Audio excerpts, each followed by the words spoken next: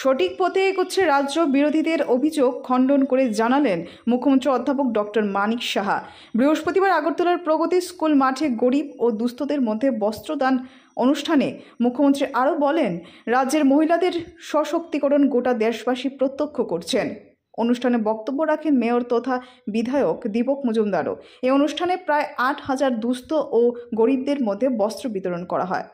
স্তরীয় পঞ্চায়েতে আপনারা দেখবেন 50% মহিলাদের আমরা এবার যে তারা প্রতিনিধিত্ব করছে 50%-এর উপরে।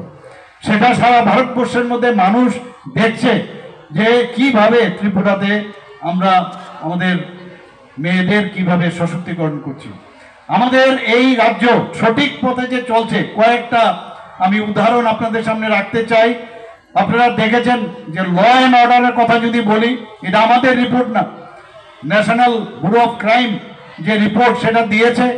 সারা ভারতবর্ষের মধ্যে 28টা রাজ্যের মধ্যে নিচের দিক থেকে আমরা তৃতীয় স্থানে আমরা রয়েছি। আশা করি আরো আমরা নিচের দিকে আরো যাব।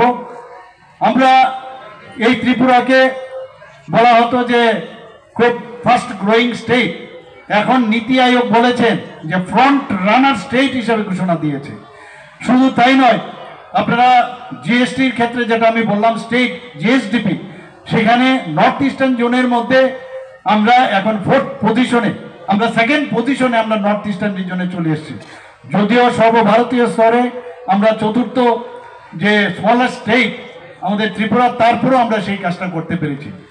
আপনারা এটাও জানেন যে পার ক্যাপিটা ইনকাম আমাদের ত্রিপুরা নর্থ ইস্টার্ন জোনের মধ্যে সেকেন্ড হাইয়েস্ট এখন হয়েছে। তো যতগুলো প্যারামিটার আমরা দেখছি, আমরা কিন্তু যে সঠিক পথে যে চলছি সেটা কিন্তু আমরা করতে পেরেছি।